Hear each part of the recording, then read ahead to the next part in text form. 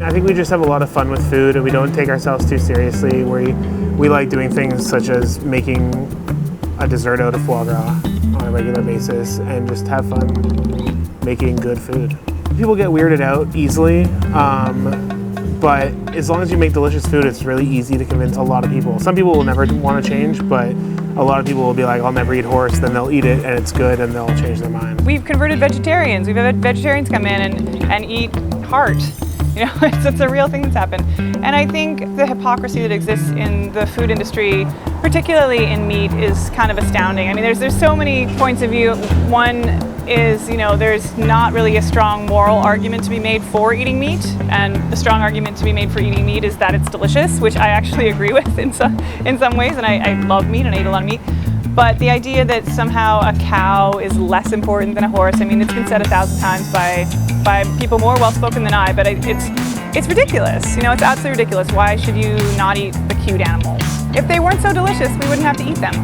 As you'll see, we have an electric stove, and it's, you know, there's lots of issues. It's fun to have challenges, you know. It's fun that like when you have to think of menu items, you have to take that into consideration, that you can't necessarily do every single thing you could if you had an 8-burner gas stove like a lot of restaurants do, but that's what makes the challenge so much fun, is taking that and still making it work and still making really good food.